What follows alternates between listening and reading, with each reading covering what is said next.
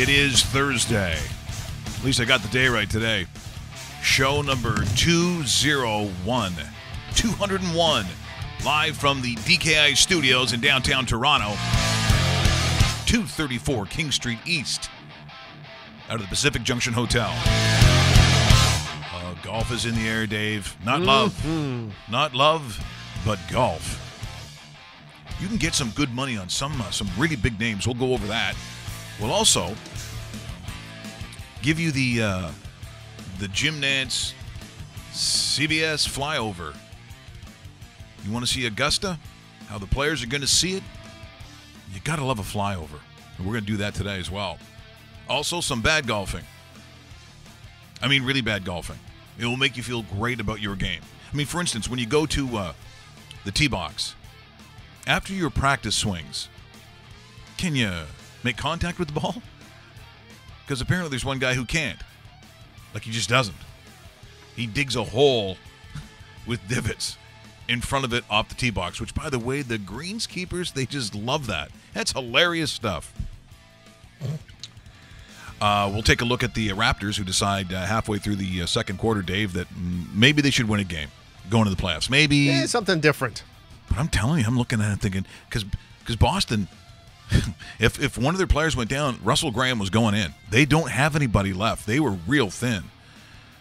They get that done, and the Blue Jays don't. No. Yikes. Like, I'm looking at the mound. That Fulmer actually looked pretty good. But, at some point, Bobby Abreu just sort of decided, I've had enough of this. SWAT and game over. Also, no, you don't. You do it. Oh, the sneaky little, that computer you. Oh, the IT guys are going, ha. He's got a problem with his isometric. Oh, again, eh? I don't know what that means. Neither do I. What else? We've got, as I said, lots to talk about when it comes to the Masters. Also, today we're going to talk to hockey historian Mike Comito.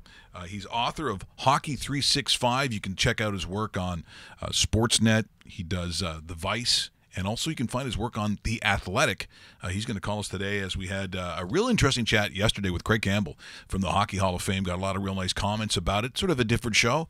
Almost a classy show.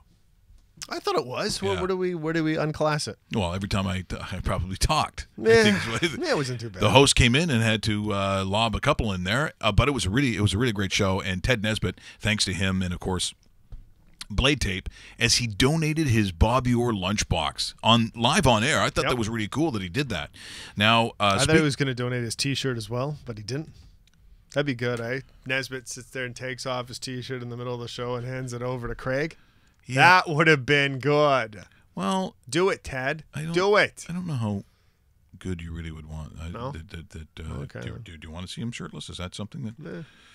I think it would be good for television ratings. Okay.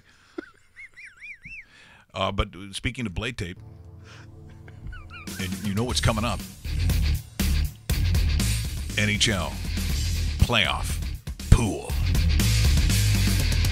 If you are a subscriber to rawmike.richards.com, I don't mean just the YouTube channel, because I saw people continue to subscribe, but it's rawmike.richards.com to subscribe to the NHL Playoff Pool Extravaganza, they're calling it. And, of course, the winner, a $500 prize. $500, that's pretty good. Sweet. Yeah. It's not bad for an independent broadcast like Raw Mike Richards. So again, the rules are, Dave, aside from having to be a subscriber, because then we'll blast out for those who subscribe. I see that the great Gazoo said, "God, I love your show. You and Dave are fantastic. But I got to be in this playoff pool." You subscribe, you're in. Subscribing in, yep. But once that's done, the actual structure of it is going to be exactly. Did we say, is it 3 forwards? Yeah, it looks like it's going to be 3 forwards, 2 defensemen, and a goalie. You could pick any players you want. So if you want 5 Toronto Maple Leafs. So Dave. We welcome you. We welcome you more. And if you want to scatter it about, maybe a couple Predators, a couple Penguins, a couple Jets, a couple Bruins, Lightning. I'm giving you some hints, folks. Yeah, and see, also, If it's a team that scores by committee, Yes. it's a little tougher. It is. It is tougher because unless you see someone who carries the freight on a regular basis, so let's just say what it is. Let's just guess, I don't know, Nashville versus Pittsburgh. Okay. Let's just say that would be the matchup. Are you loading up on Gino? Should be. Sid? Yep. Or if it comes to Nashville, though, No, you don't. Well, see, they have a couple nice scoring lines. Like a Philip Forsberg is probably a must write. A Ryan Johansson is a must write. A PK Subban. You got to pick defensemen, right? Roman Josi. Some good defensemen on both teams that score. By the way, the Nashville Predators, as a defensive core, the highest scoring defensive core in the NHL. There's a little bit of hint for you there. Oh, there's another hint. Those are excellent hints. So once again, make sure you subscribe. Let's show the picture once again. It is the Ron McRichards, NFL playoff pool extravaganza. Make sure you subscribe. NHL. Or what did I say? Another league in the States. Football related. I said NFL? Yeah. Gee, I wish it was NFL. I'd probably do better. Isn't that the truth? That season can't start fast enough. Hurry up, draft. 26th of April, by the way. We will. Who did Geno Smith get picked up by the other day? Did he get picked up? I was going to say San Diego. Oh, good gravy. Really? I missed that. The LA Chargers. No. I still find it weird even just saying that. I have a hard time believing that he has a job.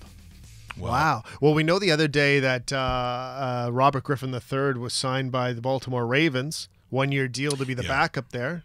Well, it's good. If he's not on the field, good for you, Ravens. Okay, so at this point, if you are Colin Kaepernick's people, do you not turn to him and say, okay, you may not want to do this, and you might have some moral or ethical reasons for doing what you do, and we support it, but if you don't drop the lawsuit against the NFL, it's pretty clear. When they're taking RG3, who I don't know if he can walk.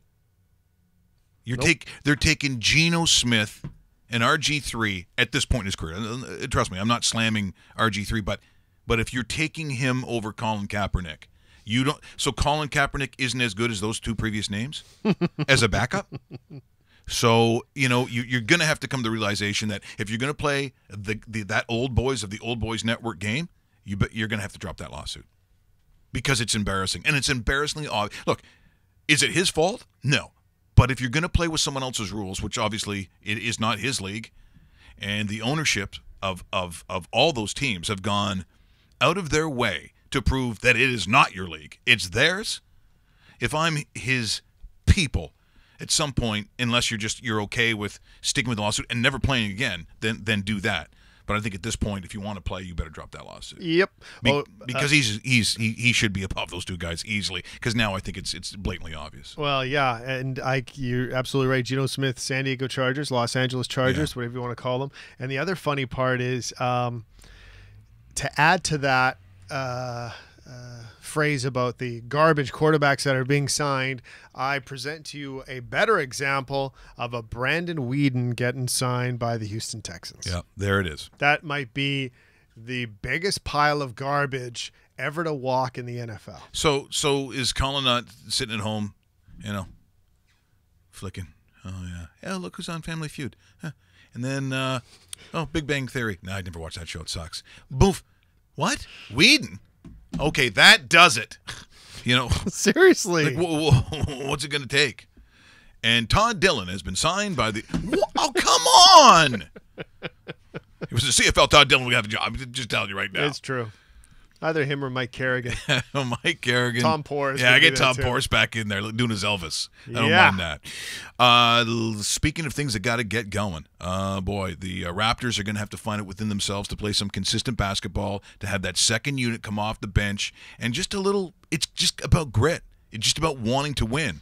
For the Toronto Raptors last night, it took them, I would say, mid-second quarter to kind of figure out what they should be doing, and that is getting some stops. So they played a little D, got some transition going, and they literally just kind of walk away with it in the second quarter.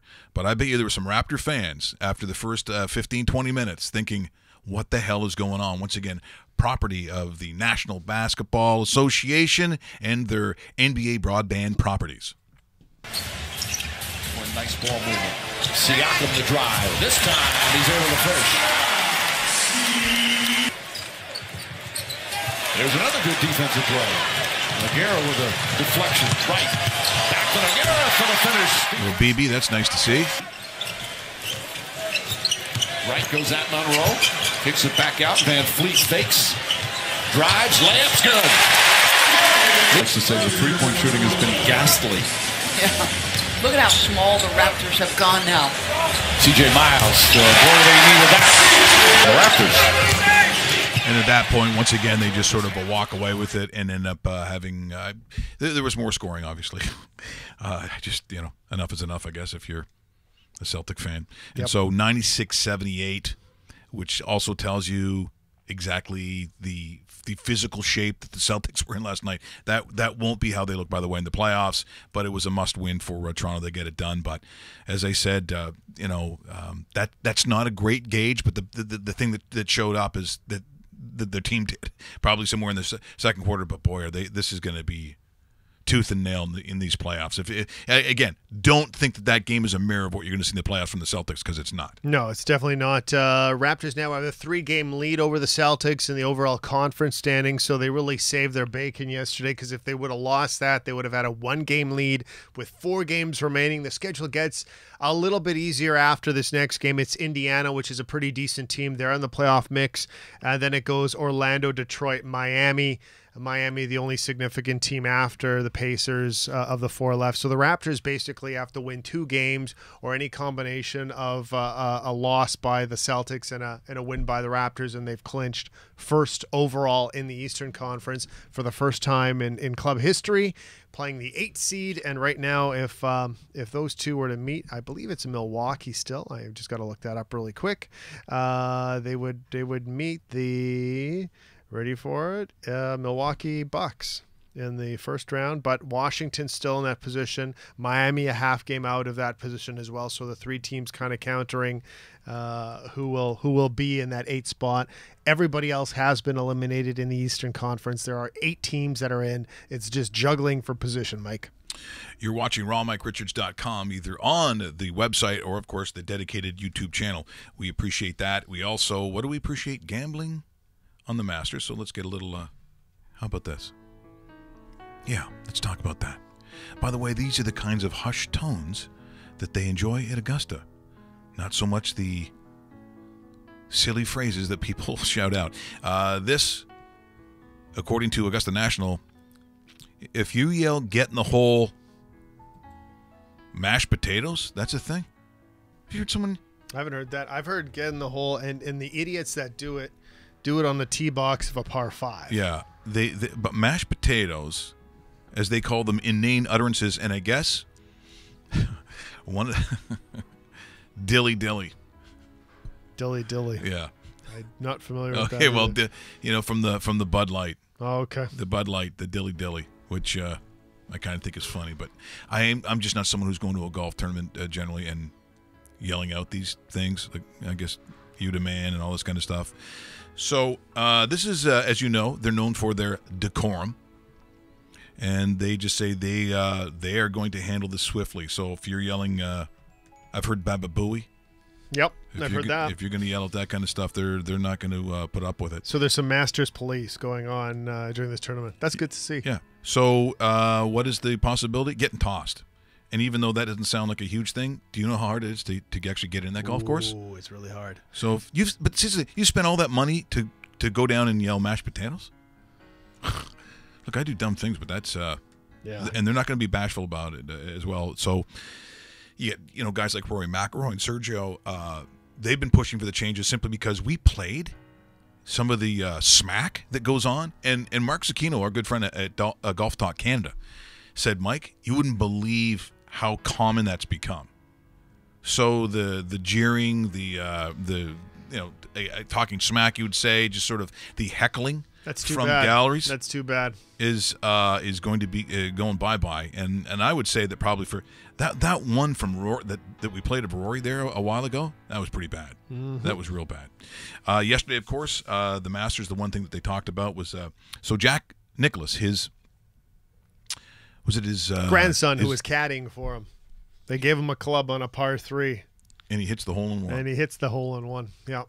Jack called it his most memorable shot he's ever been around in Masters history, Yeah. including his own. Aside from the Green Jackets and majors, like all of them that he has won, I'm pretty sure. But I think that's the one thing about, when you're a parent, or in this case a grandparent, the accomplishments of those should feel bigger or better than yours for most.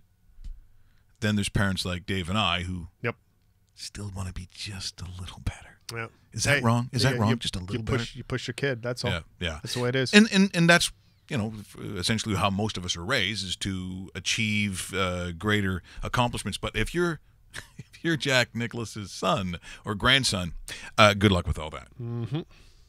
I'm going to win 24 majors. No, you're not. No, you're not. No, sorry. I'm going to be old Gramps Records. No, you can't, and you won't.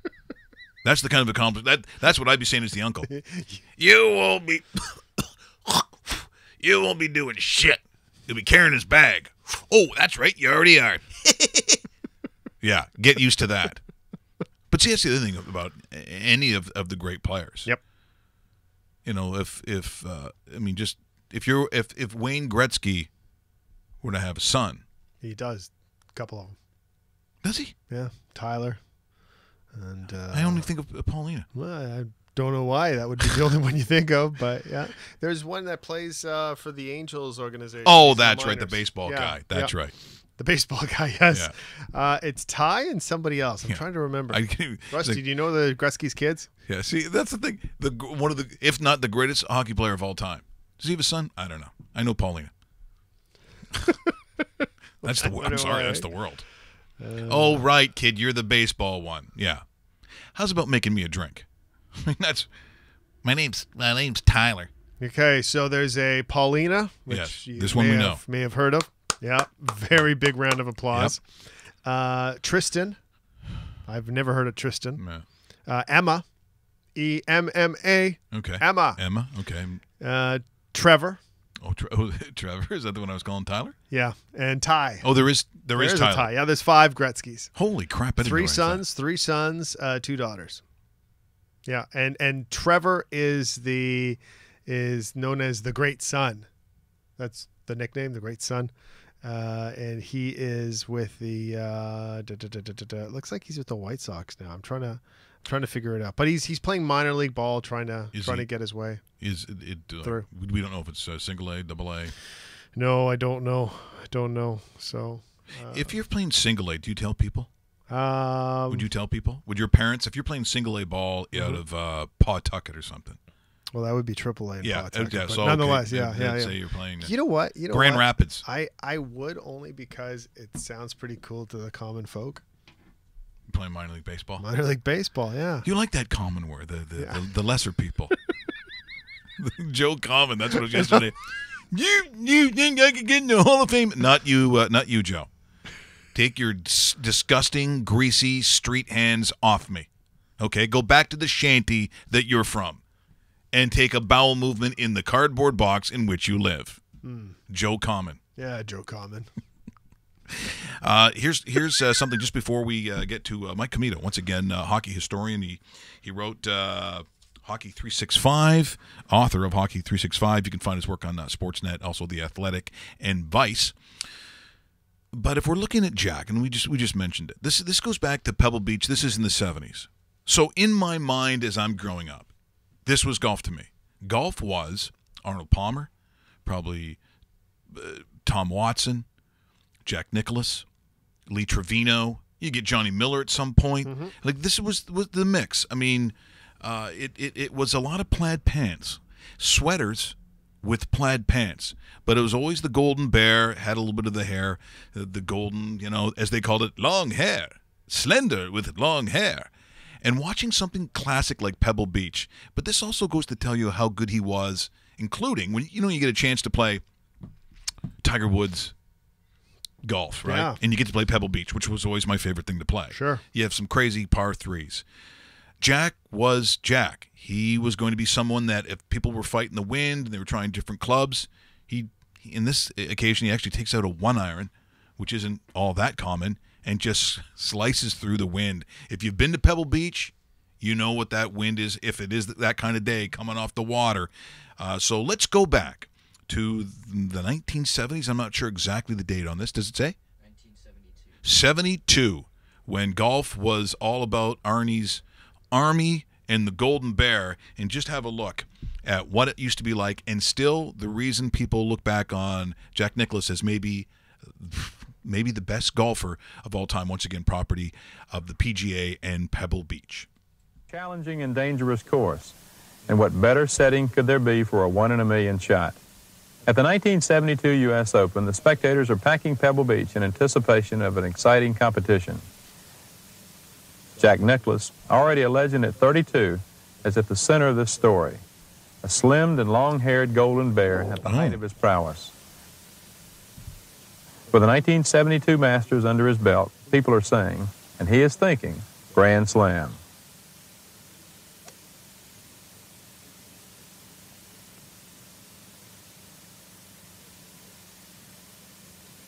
Nicklaus, at even par after 3 rounds, holds a slim one-stroke lead over defending champion Lee Trevino and Bruce Crampton, who are tied at 217. Palmer is just 2 strokes back at 218.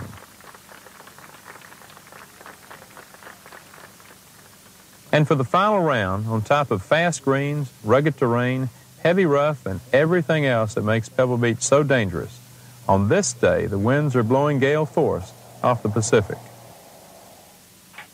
In these conditions, only Nicklaus holds his own.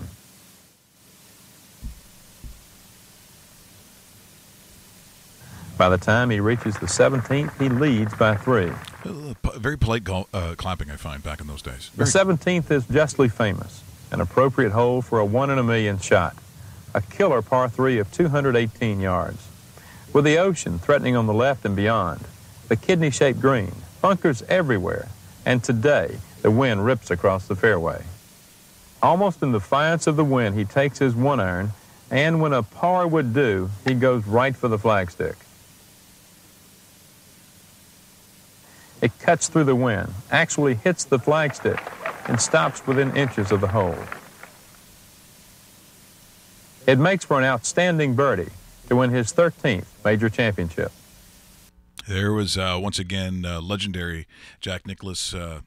I don't know if I've ever had a 1-iron in my bag, I don't think, or of any of the... The lowest club I've ever had in my bag was a 2-iron, and it's because I found it somewhere, because usually it's 3 to pitch, and basically the 2 is almost like you're hitting a straight hockey stick. Yeah. I could imagine what the 1 is. Because the 1, it's a blade. It's like that... Bingo. Straight up Dave Keon hockey stick. Exactly. Coach Frank chimes in, delivering one of his lies that he usually does. Oh. Shot a 79 from the U.S. Open tee boxes at Pebble Beach on my honeymoon, he states. No, you didn't. Yeah. You know, why must you interrupt the show, Coach Frank, with such obvious lie? And, of course, you make it 79. You don't overdo it. It's like, I shot a 76. No, break 80. Yeah, 79. Yeah, foot wedge in there, was it? Some throwsies. Exactly. Maybe. Yeah, mark me down for a 4. But you went in the water twice. Coach Frank. Great stories. See, I thought he was going to say ... mini golf. Because I could buy that. I could buy that. Yeah, through the windmill, the clown's mouth, that kind of stuff. Yeah, that's tough sometimes. You'll take those extra strokes and you'll shoot a 79. Yeah, what a great honeymoon, too, taking your wife to Pebble Beach. I bet you that was a dream come true for Nicole. Oh, yeah. Frank, could you take me to Pebble Beach so I can watch you shoot a 79? Well, of course, after I come back from the gym where I just benched 375. Liar. Okay, let's... it almost sounds like you were there, too, because these are the exact lines he'd be using. Okay. I'm going to pay for that. I'll pay for all of that you watch. So let's see if we can get the old... And then he comes back with, I have the scorecard. Yeah, I can get a score. I drank there. But I tell people what I did. I drank on the 18th hole. And I think we're going to go to... Let's speak with Mike Comito. You're live here on rawmikeRichards.com. Hey, how's it going? Mike, am I saying buongiorno? Come va? Well, actually, I'm more French than Italian these days. My wife is French, and my daughter speaks French exclusively. So yeah, I've lost the Italian. Yeah, I was going to say you better be careful with that, right? I get it. Hey, Mike, thanks so much for joining us here this morning on rawmikeRichards.com. We actually just talked to a gentleman named Craig Campbell who works at the Hockey Hall of Fame. He goes around with Phil with the Stanley Cup, and it was interesting talking about just the way in which the Hockey Hall of Fame works and its relationship to the history of the game itself. And what you realize when you start looking at the history of hockey in this country, it almost is a defining cultural element. They talk about the fabric of a culture. From the moment we get up at 5 or 6 in the morning, depending on when you played hockey when you were kids, it doesn't matter if you're Sudbury or Prince Albert, Calgary, Nova Scotia. Our circumstances are similar. That's why I think sometimes when we get to this level, and we talk to mostly professional athletes, professional hockey players, they're all very similar in makeup. It's very different than other professional sports, and I think it's one of the things that we truly embrace and hasn't changed, even though the game has, the equipment's changed, but the kinds of individuals who play it tend to be very similar, and I think that's why sometimes as professionals, when we interview athletes from different sports, it just seems very easy to talk to a player in the National Hockey League. Yeah. I mean, I think that even outside of like you mentioned it, I think for a lot of Canadians, it is that unifier, the thing that a lot of us, are drawn to in a very visceral way, whether it's, watching on television, following our favorite teams. Even for me, I just think about, I live in an area in Sudbury where we're pretty close to the outdoor rink. And one of my favorite sounds when I come home from work is that sound of the pucks just pinging off the iron when the kids are out playing at the outdoor rink. And so, because that reminds me of the days when I was younger and I was playing at an outdoor rink. I didn't grow up playing rec or competitive hockey, right? I played a lot of my hockey just on frozen ponds and backyard rinks. And so for me, whenever I hear that sound or when I hear kids on the rink and their blades are cutting through the ice, it just really takes me back to that time when I was younger. And again, that kind of informs the passion that I have for the game now, because again, I don't play hockey. I was never the greatest hockey player, and that's kind of why I think I was drawn to the history behind the game, is because I love the sport, but I also love the stories that go along with it and the connections that we form with the players and some of these really iconic moments in the game. Yeah, you certainly do, Mike. Great talking to you. David Bastel here. Of course, for our audience listening to us, watching us on YouTube on our live channel right now, you can follow Mike's work on Sportsnet, Vice Sports, Detroit Athletic, and so forth. Has a book coming out called Hockey 365. What was your introduction to the game of hockey as far as working on it, writing about it, and how did you fall into this sport like all of us here on the set today? Yeah, so for me, like I said, I was always drawn to the sport as a youngster, but in terms of actually getting into it and covering the game and writing about the history of the game, that didn't really happen until maybe 5 years ago. I'm actually a professionally trained historian, and my grad work actually focused on environmental history, and I was doing I did my PhD on the history of bear hunting in Ontario, so very different from most of the writing I do today, which is about hockey. And it was during that time in grad school where I kind of figured that I could take the tools I developed as a historian and apply that to some of my passions, which were hockey. And so I kind of blended the two, my love for the game and all the years I put into following the game with my skill set as a historian. I figured that was a way for me to kind of blend the two together. And so for there, I started just writing locally for the local newspaper, doing NHL previews in the context of historical moments. And then I kind of branched out and started doing some work for Vice Sports and Sportsnet over the years, and really tried to establish myself as a hockey historian in the world of hockey again with a Twitter account where I bring daily hockey history moments every day. And then also in that account has really kind of spun off and has really informed the format that I have for my forthcoming book in September. So again, for me, it was just kind of, I came into it, I guess by happenstance. I'd always really loved the game, and I thought of it as that'd be great to work in that someday or do that type of writing. But it wasn't until a few years ago I really realized that could be an actual possibility. So it's kind of been the thing I've been pursuing on the side as much as I can.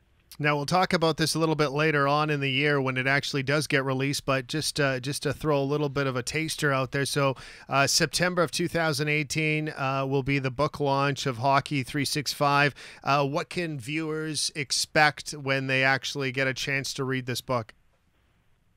Yeah, so as the title suggests, it's Hockey 365, and so the reason we've called it that is because it is a hockey history moment for every day of the year. So what I've done is think of a word of the day calendar, but now think of it on steroids, and that's really what the book is about. So every page there's a moment from every day of the year. So for example, October 12th, 2016 for Maple Leafs fans, that would be Austin Matthews' electric 4-goal debut. So I write about that. And then I write about actually 366 moments because I included a bonus one for leap year. So again, if viewers, if they're familiar with my account where I do daily hockey history moments every day on Twitter, it's similar to that, but I've taken those snapshots that I do online and kind of expanded them so they're now more. It's really 366 300-word stories that take a specific hockey moment for every day of the year and explore that a little bit more. We're in conversation with Mike Comito here on RawMikeRichards.com, author of Hockey 365. Once again, Sportsnet. You've got Vice Sports and The Athletic. You can find his work, obviously, on Twitter as well. And I'm just curious, as you're going through some of these historic moments in this book, 365, as you said now, 366, is there one for you personally? Because that's the one thing about sports moments is a lot of people recognize a certain date. There are a lot of people who are familiar with certain magnificent moments in that sport. But then, like a lot of people, because of what's going on in your life at that time, there are some that are more closely related to your own life than others. Do you have one like that in this book? Yeah, I absolutely do. So, and it's funny because for the most part of the book, I tell it from a very removed perspective. I'm just trying to narrate these moments, but there is one story where I actually, I'm involved in the story itself, and that was actually, and I just mentioned this, was when Austin Matthews had his NHL debut and he scored 4 goals, and that really electrifying night that I think a lot of Leafs fans were just on the edge of their seats. And the reason that resonates so much with me is because we just had our first, our daughter was born, and so that was the first night of the season for the Leafs that I was watching. And so she was, again, just 2 weeks old. She was wearing little Maple Leafs pajamas that were still a little too big for her because she was born 2 weeks early. And so even though she was sleeping throughout most of that game, she spent that game.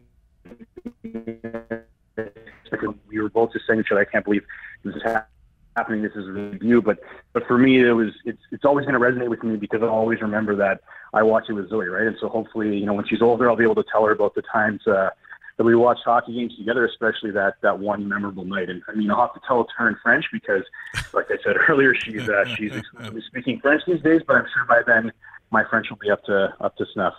Well, ironically, our executive producer, Russell Graham, was also wearing his Maple Leaf pajamas when that happened. And, although he's 37, so it's it's an awkward story. Hey, you're never too old for me. That's right. So, and again, these are, and I'd have to think really carefully about moments and again, and I'm going to show a clip actually of my uncle, who's now passed away, but Guy Gunnar Kinnear, who was the longtime trainer for the Toronto Maple Leafs. But the moment, I think, because it was personal, was the Daryl Sitter 10-point night. I remember watching it, and of course, every time. I shouldn't say every time because that's back in the day that even when you scored, sometimes you stayed on the ice. Those shifts were a lot longer back then. But anytime he'd go to the bench after one of those goals, and there's my uncle putting the towel around it. But I think for me, like a lot of Leaf fans of a certain age group, the Daryl Sittler 10-point night probably stands out for me. What about you, Dave? Do you have? I'm assuming it's a Dale Howardchuk, but it may not be. Like overall, all NHL, what would your date be? Not necessarily you need to know the date, but the moment. Well, you know what, you talk about moments, and a lot of times it's just like you guys were referring to. You like to be there or have some sort of historical reference to it. And I'll surprise you with this one. It's going to be a Winnipeg Jets story, Mike, and Mike, by the way, the two Mikes on the line. I was at Tamo Solani's record-breaking goal against Stéphane Fissette in the Quebec Nordiques net, and I'll still remember remember to this day, on the far boards off the wall, they used to hang banners at the Winnipeg Arena, the old Winnipeg Arena. Rest in peace, by the way. And it says, Bossy 52, 53, 54. The goal is no more. Selanne is the true king of rookies, right? And he scored the goal, and him coming across the ice after he dekes out Facette, puts it into the empty net, throws his glove up. The place went berserk, and of course we still bug him to this day. Dallas Aikens not being able to catch the glove when Selanne throws it up in the air, the former Maple Leaf Marley guy. Yep. And yeah, I was in that building for that, and that historical year for Selanne, the 76 goals, was amazing because you wouldn't really care if the Jets won. You just wanted to hear Selanne score 2 or 1 or 3 or whatever it was. But I was actually at that game against the Nordiques when he broke the record. Hey, Mike, I've got a question for you. You brought up the whole bilingual thing. I'm curious because hockey at times is so regional that if you're a francophone, are you even, what would Daryl Sittler's 10-point night? I mean, I would think if I'm in Montreal or an area that's heavily French, that book is going to be 95%, even if it was when Maurice Richard took a dump in the second period and smoked 3 cigarettes at the same time. That might make it before Daryl Sittler's big mark. Is there a difference, do you think?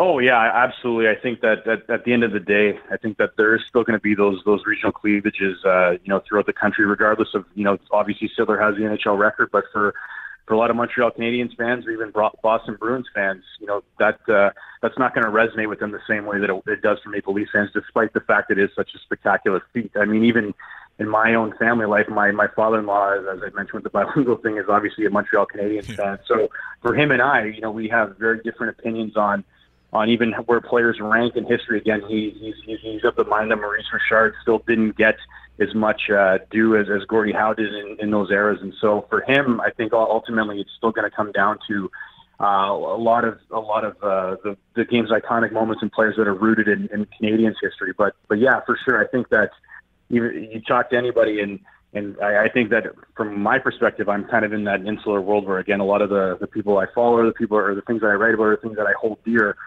kind of in that Maple Leafs nation. And so I think that's kind of where the book kind of takes a little bit of liberties there, is that I've tried to make it appeal as broadly as possible, because obviously for me, I could have written 365 Maple Leafs moments, but again, who's going to buy that? I'm sure a lot of people in Toronto, but I'm trying to try to make it as appeal to everybody in Canada, and even more broadly than that as well. So again, I do have the Daryl Sittler moment in the book for sure, because I got to talk to him for Vice Sports a couple of years ago when we did a Q&A for the 40th anniversary of that big night. But yeah, I think that knowing that, again, those lines kind of are still there across the country, it's important that I've kind of tried to spread the wealth as much as I can. Well, it's a fascinating book in one, and I guess if you figure, it's one that the book kept going every once in a while. You could literally probably bump certain moments for moments that are happening, because when I take a sort of a look at the stars of today. So you mentioned Austin Matthews. So obviously there's going to be a Connor McDavid. Within a year or two, you have to think there is going to be some magnificent moment with some of those players. It could be a Mitch Marner. I mean, you just really don't know which way it's going to go. But the odds of Connor McDavid and Austin Matthews doing something historically noteworthy in the next couple of years, I think that's going to happen. I think the odds of it happening got to be pretty high. Oh yeah, and I mean that's just it's funny because as the book is still going through its copy editing phase now, so I mean it's still, for the most part, it's finalized, right? But even as I'm watching this NHL season, there's moments that stick out where, even though it's not maybe historically significant in the sense that it's a record breaker, and that's not all. I didn't focus on just record breaking moments. I try to pick stories that are interesting or that people will connect with. And so even more recently, last week with the Blackhawks emergency goaltender, right? That would be a really interesting story to include there, just because of how great of a feel-good moment that is, right? He hadn't played as, he's a rec hockey goalie, but gets to go into the game, makes all 7 stops, including a few great ones against, Patrick Laine. And so that would be one where if I had the opportunity to maybe add a little bit more, that would be a great one, just because of how great it is for, everybody for the people that play rec hockey. Like, that would be the dream, to get into an NHL game, even if it's just on the bench. But this guy got into the play, into the action, got his name on the score sheet, and so that's just an incredible one. So yeah, maybe it'll be a Hockey 365 Part 2, where we can look back at some of those other moments that were bumped. Maybe taking a look at some of those more feel-good moments that aren't record breakers, but are certainly things that we would kind of place a premium on. Oh, that's great stuff, Mike. Hey, thanks so much for joining us here today. Appreciate the book. Looks fantastic. Once again, it's Hockey 365 daily stories from the ice, which I think would be, and it's a great gift as well. So I appreciate that. I was going to say grazie mille, but I'm going to say Au revoir. Au revoir. Okay, I said that. Wait, merci. I really appreciate that you guys having me on today. Thanks a lot, Mike. Take care, Mikey. Okay, thanks. Talk to you later. That's Mike Comito, once again, author, and sometimes you think merci beaucoup. Merci beaucoup. Merci beaucoup. Exactly. Yeah. No, very good. Très bien. Mon-tu d'asseoir la vie maintenant, mais non tu dire tu vois. That's what you should have started. Next time we talk to him, we start with that. I know it's immature, but I happen to think that speaking fake languages, especially French, is really enjoyable. Well, you're very good in the Greek languages as well. Well, that's tough because it tends to sound slightly Islamic or Middle Eastern at times. You know what? That's a common mistake. It's funny. We just mentioned the history of the game, and I mentioned my Uncle Guy. So we'll go to that clip. So this is. Does it say a year? It's got to be 70-something, I would think. It's got to be 70-something. Well, okay. So it features Dave Schultz. So you got to guess it's 70-something. The late Gunnar Kinnear, my uncle, passing away a couple of years ago. You rarely saw him, unless usually, as I mentioned, the Daryl Sittler night, because of 10 points, they're always going to the bench, and there is my Uncle Guy putting the towel around guys' necks. That's kind of what the job really was. That, and apparently wearing plaid pants. These were the requirements for a trainer back in the 70s. Unless, of course, your goalie gets run over. In this case, it was Dave the Hammer Schultz. Oh, boy. Running over little Mike Palmetier. You got to watch this one because in this day, he's not. It's clear that Dave Schultz is not going to get out of the way of Mike Palmetier, and thus the surprise entrance by my late uncle Gunnar Kinnear, property of the National Hockey League. And they're having a difficult time separating the late rookie Kenville and the man they call the Hammer. Joe Quenneville. Palmetier is now on his feet, by the way. Well, the late rookie Joe Kenville. And there he is. With Palmy, my all-time favorite. New addition, Dave Schultz. Goal towards the penalty box. Well, here's when the puck was coming Watch off the this. backboard. So he comes out to play it, and Schultz hits him a bit and goes over top. He probably kicked him in the head, and I think that's what was really bothering Palmetier. He might have got he the kicked him in the head. In the back of the head. Oh, Hammer. Yeah. Don't hurt him, Hammer. You didn't want to mess with that. And there it is. There's the glorious moments. That's pretty cool. That we came to appreciate. And said, hey, there's my uncle. Yeah, didn't you notice the goaltender? I think he's dead. Yeah, but my uncle. You have to realize as a kid, that was a big deal. It's like, look at it. Of course it was. Yeah, did you get a Dave Keown stick? No. Selwood. Ullman. This is the Masters weekend. People are just freaking out on the way in. I got 2 phone calls from people. You got some Masters picks or what? Not yet, because I think, Dave, what we need to do, just like they do, and I would say this is property of the PGA, this is property of Augusta National, and just like they do on CBS with Jim Nantz, let's take a flyover, Dave. There we go. There's the first hole. Beautiful. Russell, why don't you just tell us the holes that they're named as they come up? So what is this one called? Anytime. I missed it. It was T-hole or something. Okay, thanks. Yeah. That's terrible. So there, once again, due to the horrific nature of that description, here is the second hole. Hole Russell? 2, Pink Dogwood. Okay, you don't have to say hole 2. I think when I say, Russell, second hole? Yeah. Hole 2? Yeah, you don't have to do that. What was it called? Pink what? Pink Dogwood. Pink Dogwood, as you can see, it's a slight dogleg to the left. So for the left-handed golfers, for Phil Mickelson, that would be, or Mike Weir, who's probably not playing. He's not very good anymore. And let's go to the third hole, David, and let's go down to Russell. Russell? Flowering Peach. Flowering Peach. Is the lazy, as it sort of feeds itself into the middle of the fairway, and then, of course, you have the... Coach Frank eagled this hole, he said. Oh, did he? Yeah. Yeah, once again, Coach Frank is a huge liar. Russell? Flowering crabapple. Flowering crabapple. Who named these? Aunt B? As we can see, the undulating green that looks a lot trickier than it would appear from here in the helicopter. Russell? Magnolia. Oh, magnolia. The beautiful magnolias, Dave. Who could forget that? That is a long hole, and of course... Yeah, Frank birdied this one. Oh, did he? Yeah. Yeah, I thought he hit the green with the putter in one off the tee box, which you don't see a lot of. The grandstand, the imaginary grandstand, went crazy. I think that's a bit of a turtleback green. Russell? Juniper. Juniper. Yeah, you know what? I don't like the tee boxes either. The trees make it a little close. I hear a lot of the players saying it's unfair. Beautiful hole, gorgeous sunshine. That probably will stimp this weekend, Dave. Probably today at about a 12. I'm saying. Hole 7, Pampas. Okay, that's pronounced wrong. But there's the 7th hole, and you talk about narrow, Dave. Look how that narrows down as you get closer to the green. You've got to be pinpoint with that. You don't want to be too far away from the hole, but look at the traps just before the green, Dave. Yeah, a lot of accidents waiting to happen in front of that green. As Russell says, that's a lot of sand. Russell? Yellow jasmine. Yellow jasmine. You know, Sergio Garcia once saw a stripper of the same name, which a lot of people don't know. Yellow jasmine? Yes. Excellent. Yeah. $20 for a lap dance, but really good stuff in the VIP for an extra $50. That's a long hole, too. 570 yards. 570. Thanks, Russell, for that. Great information. Let's go to the next hole. And back to Russell. Russell? Carolina Cherry. Once again, reminding me of a girl that I knew. Oh, Cassandra. I wonder where she is now. I'm assuming dead. And there we have... Look how wide open this one gets, though. Dave, you like the wide opens. Wide open, yeah. That's the way to do it.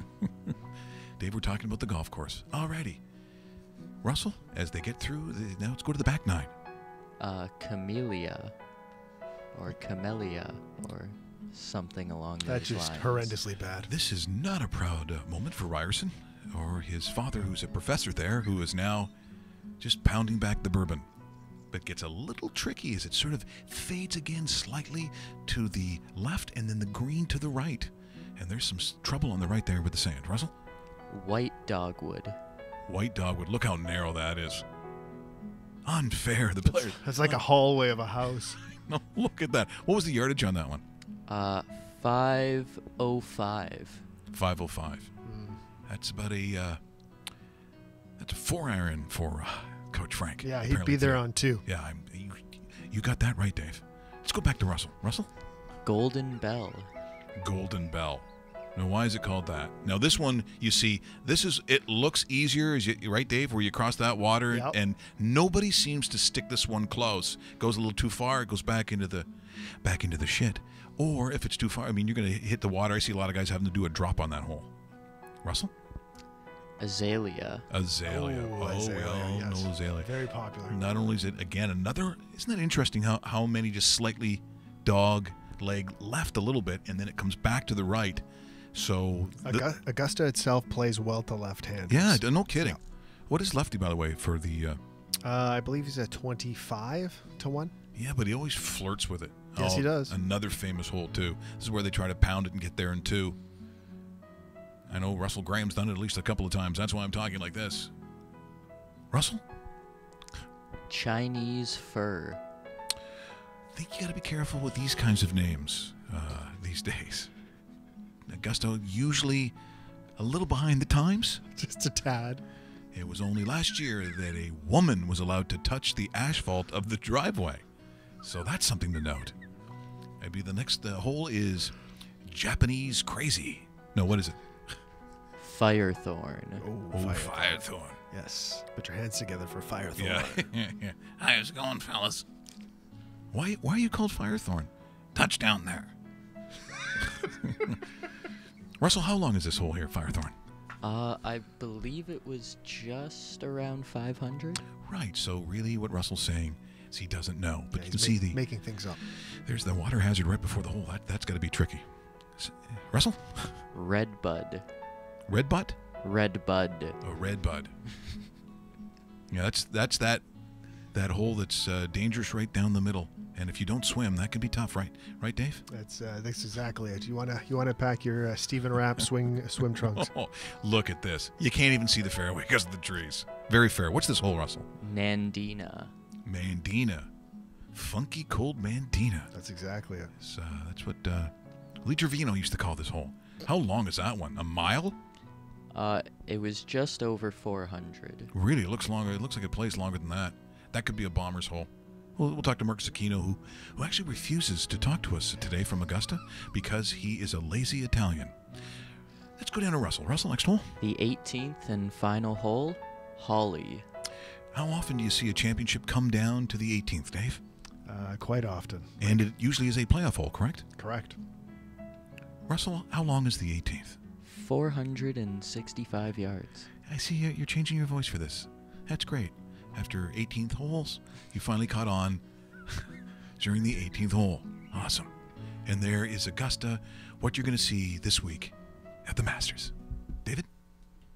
Now, there's a preview right there. Yeah, it's awesome. I challenge anybody out there to preview it like that. No one else is getting that. Including Golf Channel, by the way. Yeah, and as we speak, I'm sure the PGA is taking our entire and show. Down it goes. Down it goes. You can't do a whole show with you people there, the kind of people that you have up there in your country. Yeah, I get it. Okay, so I was going to play some you don't want to see baseball, do you? I don't care about baseball. Yeah. Jays lose, and Jays we move lose. on. Yeah. What is it, the first week of the season? Come on. I know people are like, so what do we take away from the split? Nothing. What, the White Sox series? Yeah, they take 2 of 3 from the White Sox. Good for them. They move on. They're in Texas now. They head away from Rogers Center, and they will start a series with the Texas Rangers. Yeah, who did not enjoy their trip out to Oakland. Yeah, and they're not the same No, they're Texas not. Rangers of yesteryear, so to speak. So Like you want to do better than 500 against the Rangers this year. Yes. You know, if you're splitting with them, it's just going to be that much tougher when you have both Boston and New York. Can you believe, by the way, getting the Bronx cheer in the Bronx when you're Stanton? Unreal, eh? Like, did you not see the first game for the Yankees? Didn't you see it? I know. Like, what are you doing, booing? Like, trust me, you'll be wearing knee pads by the end of the season when he gets to the plate. Trust me on this one. So true. But it's just so stupid. I mean, I get fans are all kind of pissy, but it was his first game. And just so you know, how many times are you going to strike out this year? A lot. Yep. Because that's what bombers do. That's how it works. Yep. Because when he connects it, it's game over. That was the dumbest thing ever. Speaking of dumb, look, I get golf isn't easy for everybody. And I get that I'm as angry a golfer as you're ever going to meet. But generally, do contact the ball. If you want to feel good about yourself, watch this guy. Sometimes you try to watch these things, and I'm like, okay, am I being punked? Is the guy doing this on purpose? Is he just being bad for the sake of making a funny video? No. This is almost impossible that a guy is concentrating this hard. Look at him. He's on that tee box. It is a driver, and he is not going to make the shot. You ready? Yep, ready to go. Okay, I have seen guys do that. Yeah. Russell, have you done that? Yeah, you've done that. Been there. Many times. Okay, so twice in a row, though. Might want to slow that club speed down a little bit, just a little bit. There you go. That's the idea. That's the way. Here we go. Okay. Wow. That's take it easy. Nice and slow. There you go. Now you got it. All yours. See, now I'm getting pissed off if I'm playing with him. Yeah, now it's getting up. The guy just did a laugh like you, by the way. Which isn't funny when you're trying to... Yeah, see, now the guy can't do it. I tried. He's trying. This is real. That is real. Have you ever played with a guy that bad? Yes. Yes, I have. And it gets Was it last year in July? No. No, I played with worse than him. No, wow. Yeah, I played with worse than him. No, it gets, we're not great golfers either, but we don't pull that garbage. No, we're ham and eggers, which means occasionally I have broke 80 once. I've never. Yeah, I've never once, and it was. And I'm telling you, I'm making shots that I had 2 or 3 sandy pars and 1 sandy birdie. That's never. I don't think that's ever going to happen again. And I did it with a guy who was on the Canadian tour, so I can tell you that someone saw it, Coach Frank. When you have these amazing scores, Statazit, you discrets, 79. Where was that at Pebble Beach? He said. That's what he said. Of course. Yep. Yeah. What did Napoleon golf? He was golfing with him that day. Yeah. What about Queen Elizabeth and the Pope? Were they good out of the trap? Okay, speaking of not being good, now people say, okay, just don't make fun of people. He's gonna hate us at the end of the show. No. He's Italian. It's not gonna be good when I start the car. You're gonna see some orange flames just outside this window when I start the car. Here's a big boy who is going to play golf, and you think, okay, don't make fun of people all the time. Well, it's the kind of nature of the show. But this is a guy who's filmed himself, and then he's edited this particular round, David. And then he's made comments afterwards. Now, this is him doing it, This is him doing it. This is it. We're not making fun. Well, we will in a second. Yes. But this is him actually instigating, editing, filming himself, commenting himself, all him, and publishes it. Yeah. So we can look at it and laugh at stuff like this. Gonna play the back 9 at Shawnee Hills this Sunday afternoon for you. Here's me teeing off on number 10. See, get ready because you're in for a long day. He's doing the voiceover. See, this is gonna be tough just to swing the club, I think. Oh boy, little pull. 250 out. We're gonna hit a 3-wood because we hit like a little girl. Sure. Pin's tucked away on the left side in the front of the fairway, in the front of the green. Commentary. Let's see what we can do here. All right, let's see what we can do. Something tells me you're gonna see me cut all the way up to my shot in front of the green here. I kind of messed up. I deleted a couple of the videos, but basically I topped one, and then I hit a fade chop shot real bad in front of the green. He's talking about all these bad shots that he made that he edited out, but he's telling you he made them. And here we go. This is the excitement building here, ladies and gentlemen. Save some pride here. And that putt really pissed me off. 401 yards. 401. Up the hill we go. Yep. Bad driving hole for me because I hit a big slice.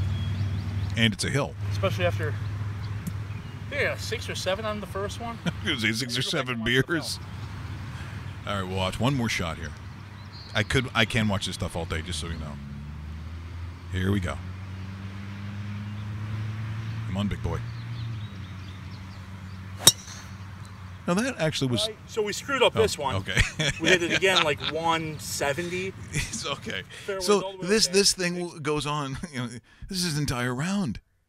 See, he shot this thing, and I thought, okay, it's from the cart. It's not from the cart. So he's used a tripod and shot this thing all the way up the whole afternoon, and then it would make his edits, voiced it over, and put it on. Yep, exactly. Free range for us. Yeah, I was going to say that that might be open season on Chubby. But, just saying. Yeah, just saying. All right, come on, thing. Here we go. What I tried to do there was play the extra and made a mistake.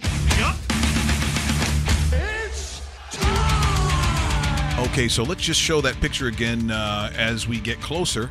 So when do we actually do that? Because there's a deadline, obviously, when you can get your entries in. But you must subscribe to the website. So that's rawmikeRichards.com to get in on the NHL playoff pool extravaganza, courtesy of Ted Nesbitt, Ted the Viking at Blade Tape. So make sure you do that. We'll get back to you. It's called Hitting the Post. That's for the kids. So when are we doing this? On the Tuesday? Yeah, the entries will probably have a deadline by Wednesday because Wednesday is when the playoffs start. But you know what? We'll let our email team take care of that. And if you're a subscriber, you will get the invite. So subscribe today. Watch for the E-Blast. Subscribe. See you tomorrow.